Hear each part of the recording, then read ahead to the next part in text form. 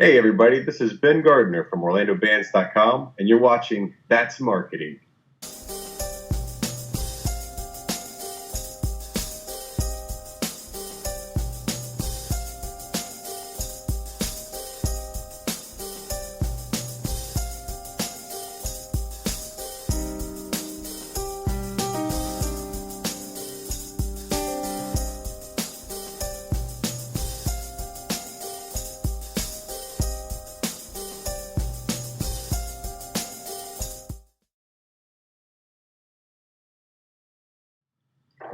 All right. Hi, Ben, and thank you for your time today. So tell us a little bit about yourself and Orlando Bands.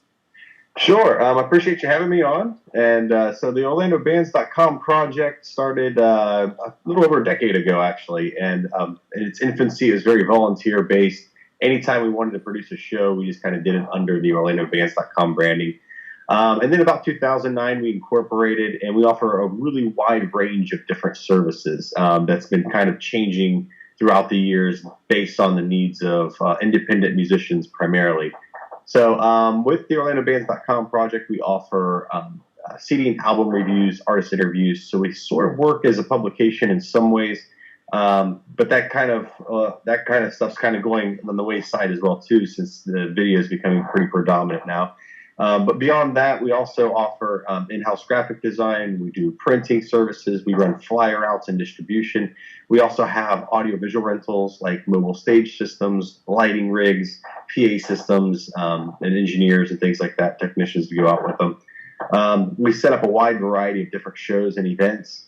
Everything from large festivals that draw from 5 to 10,000 people to small open mic nights. And everything in between. We also have our street team, which is located here in the Central Florida area. We have internship programs through several of the schools in town. We usually keep about 15 to 20 of the interns on at all times, and they help out in a wide variety of things. And then new to 2016, we opened up a studio as well here in Orlando. So we've got a smaller room. It's about 500 square feet of space that we use for rehearsal space, and we do a little bit of tracking, some video work in there, and also photography work as well too. So a little bit of everything, you know. All right. So yeah, it sounds like you guys have a multi-level media empire going on over there. Yes, we don't sleep. Well, that's good. That's good. All right. Well, let me ask you, what are some of the things, other than a great song, that you can remember from an artist performance that just blew you away? Yeah, I get a lot of. I used to get a lot of physical press kits. I now get a lot of EPKs. That's kind of the thing now. And for me, being in the position that I'm in, whether I'm booking that show or whether I'm, or whether it's a new artist that I'm referring or whatever. I always, when I listen to a song, I'm not really the songwriter type, so I don't book bands that I always necessarily like. I may not, it may not be genre specific, but it may just be a band that I don't understand why so many people like them. Maybe to me they're not as good as some of the other bands, and some of the bands that are really good, I think don't have as many fans. So to me, it's really tough, the song side of it. So I do rely heavily on what a band does on the stage as an entertainer, because to me that's really what defines an artist. That's the side of it that I really appreciate, I suppose, more than the songwriting thing. I've never been really great in the studio. It's always been a little too monotonous for me. I don't have the patience to sit and move a microphone 2 more inches to get the sweet spot on the snare or whatever. So I really appreciate the showmanship side of things. And so when I see a band perform, I'm really watching for a lot of key things. First of all, I'm watching to be surprised or see something I haven't seen before, because that's really the key. The key is to do something that people are attracted to and that will continue to come back and continue to buy alcohol. Because at the end of the day, we're all glorified beer salesmen. Yeah. But I watch for stage movement. I look to see if the band's, utilizing the real estate that they have on that performance area, and what they're doing to communicate to the crowd, and how they're taking their show to another level other than just walking through the motions. We've had live music for many, many years now, and there's been a lot of concerts. And the worst thing is seeing artists who are running through the motions that have already been done for so long, especially now when people just don't have the patience. Everybody's own Guitar Hero. Everybody's been a rock star already. They think they know what it feels like. So yeah, they've been doing those motions in their living room when they were 8 years old. You gotta do something different. Yeah. So I really like it when I see bands that do things that are very creative and very new, and then also have the talent to back it up as well too, because that's also obviously part of it. Yeah. So putting yourself out there. I see, when I see a band engage the audience and they make the show about the audience and not about how well they rehearsed or their songs, or they make that experience about the people that are there. That's huge, and I think that's what a lot of local music tends to forget. They forget about that kind of stuff. Yeah. All right. Good stuff. All right. And also, I know you also deal with having artists sell merchandise at events. How can an artist make their merch booth stand out from the rest? When I go to like festivals and I look at merch booths, I look at it like I'm looking at iTunes. I see every artist, and I'm looking for just something that's just going to pop out on the screen. So, have you ever seen anything like artists do something to their booth or whatever they did to attract people over to their merch table? Absolutely. There's some really key ingredients to running a merch booth, I think. And again, it's developing something that looks attractive, looks inviting, of course. And it's also who you have running. If somebody who's not very engaging, or somebody who's shy or awkward, or they're just on their phone constantly and not really trying to pull people in, that's a huge deal. You really need a salesman. So personality wise, that person's going to speak for your product and what you're trying to put out there. A lot of bands don't carry merch booths. A lot of local bands, and it's a huge mistake, because you need to give your fans the opportunity to support you. They're going to want to support you. It's not selling out. It's not taking people's money, or it's getting the financial backing to be able to support your project so that you can continue to make music that people enjoy. And if you don't give them the opportunity to support you, that just sucks. Yeah. So you need to leave something behind for them to be able to have. So there's quite a few different things. I could go on all day about sales and stuff for bands, but I will say make it well lit. Whether or not you want to do some kind of crazy LED display or whatever. Make your products look great. Make them look good. I've seen bands do really cool display cases with plexiglass tops with their names engraved in it, and LED lights inside the case. And that's nice because everything's contained. It's easy to set up. You just drop that up there on the table and it's done.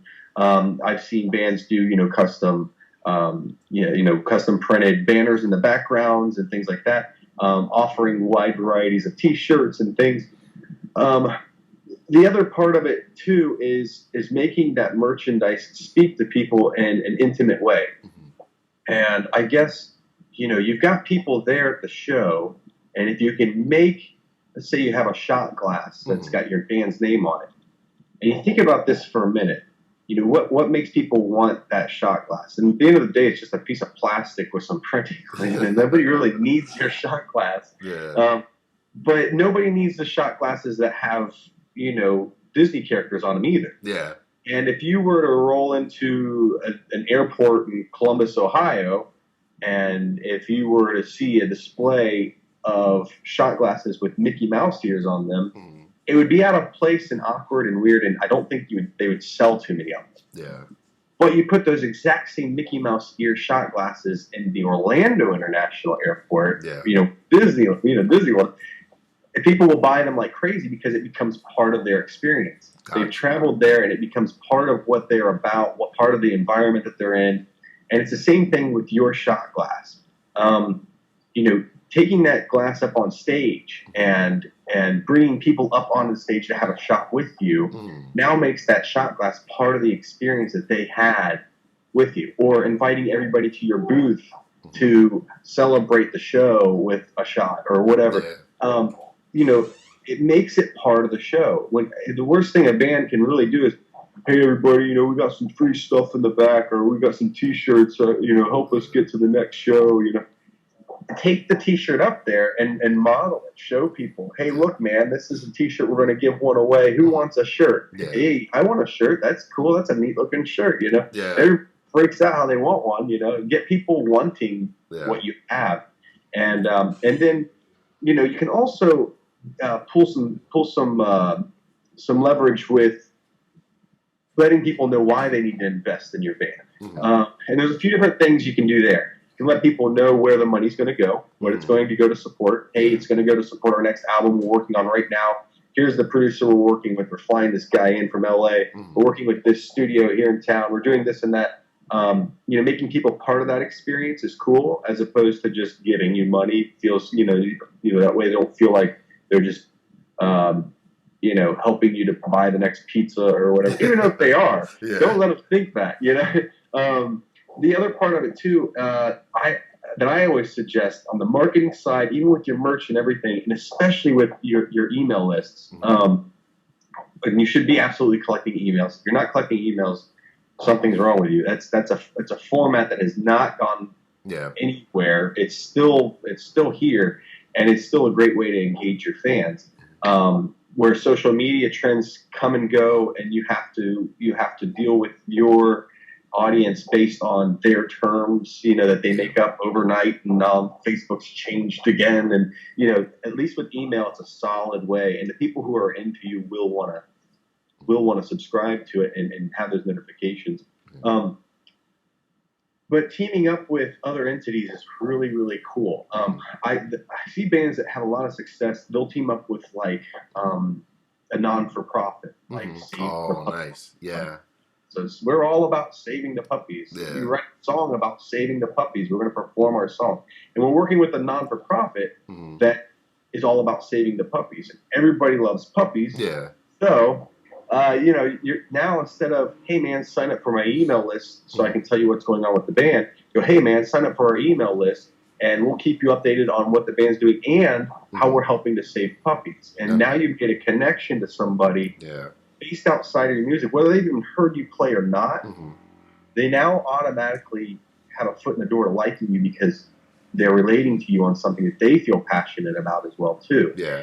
And you can also get additional support from that nonprofit. Some of them have immense email newsletters that go out. Some of them have other events that they perform, or that they produce, rather, fundraising events, and you can perform on. There's all sorts of other angles. Some of them will even help pay for printing costs for promotional materials, things like that. It's kind of like having an endorsement, you know. So that's another really cool way, you know, and it also speaks for your music. The minute you say, I'm in this band, and people go, oh, that's great. You know who else was? My waiter at Denny's was also in a band too. And so was, you know, I mean, everybody's in a band. So I'm in a band and we're all about saving puppies. You go, oh, whoa, that's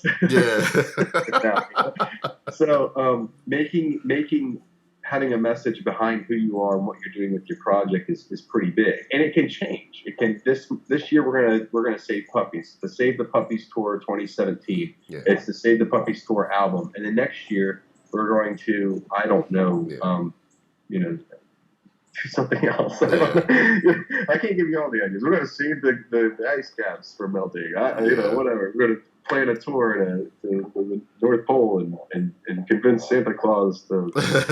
I don't know. But so, you know, having those types of mission statements and having those types of ideas is also part of the creative process that can get you more attention in that way too. So. Okay. All right. Good stuff. Good stuff. All right. And out of your years of having artists, you know, approach you and come up to you, and I know you've seen like a lot of marketing schemes and employs. What would you say have probably been your most unique marketing ploy that you've seen that attracted you to an artist? A lot of that being different. When I used to get a lot of press kits, when which I really wish bands would do still, Mhm. because I think there's something about holding something tangible in your hand, Mhm. and getting a look and feel for the band. I used to get a lot of those. I used to get some really cool ones, man. I had a band that sent me a press kit that was a medical kit, and inside of this first aid kit, everything was branded for the band. They Uh, had band-aids that had the artist's name and face on it, and they had like gauze, and they had like just all sorts of stuff, and everything had the artists on it. It was really neat. So that was really cool, and of course, that I think their album was called Relief or something, mhm. or something like that, and it was like the whole thing was Yeah. themed after I had a band here in town that also owns a custom instrument and road case manufacturing company, Oh, wow. and their press kits came in small road cases Hmm. that they would send out, and they were awesome. I mean, they had all the hardware and everything, and you open them up, and they were all custom built. And it was Yeah. really really cool, and you can't not see that Yeah. when we send out information like rate sheets or like press information and stuff like that through the mail. I always use transparent envelopes, Hmm. clear plastic envelopes, and I put lots of graphic content on the inside. Yeah. I put a cover sheet with the address and everything, and you got to make sure that you get the ones that are actual postal approved. But Yeah. but what's nice about it is on the back side, you can have a graphic that talks Mhm. about, OrlandoBands.com, or talks about Yeah. whatever your band is, and everybody who handles that envelope is going to see that. The Yeah. post guys, all the way to the secretary who receives it, to, whoever, it's all right there. Yeah. So, that kind of stuff, as far as like Mhm. presentation goes a long way. Yeah. And, so I think, thinking outside the box on everything that it is you're doing, how on earth can you make it better than how everybody else is doing Yeah. it, and how you can stand out, I think is key. Yeah. Gotcha. Well, that's amazing. You've given us some gold. Definitely some Yeah. gold. So we definitely appreciate it. So, plug yourself, tell people where they can, find out more about Orlando bands and where to reach you guys. Sure, sure. So OrlandoBands.com. You can visit us at OrlandoBands.com. It's an actual website. We're also, of course, on Facebook and all the stuff the kids are into. But yeah, man. And we also have a couple of other projects that we've got going. If you guys are interested, you can visit our side project, musicadvice101.com. It's full of a lot of really helpful articles on things that we kind of talked about today, and even more on kind of DIY tactics for local bands. And then we also have a local music guild program that we're in cahoots with that does a whole lot of really cool things. It's kind of like an artist development plan, where today there's not a lot of management groups or record labels or artist development agencies or anything like that around. It's a really neat program that kind of fills in the void on some of that and helps artists, assess their projects and move forward with some of the things that they're working on. So it's a really neat. It's also a really neat program as well too. So you can visit that at localmusicguild.com as well. So lots All of right. websites, lots of work. So All right. Perfect. Well, once again, thank you for your time. I really appreciate you today. absolutely. Thanks for having me on. I appreciate it. All right. Have a good one. Okay.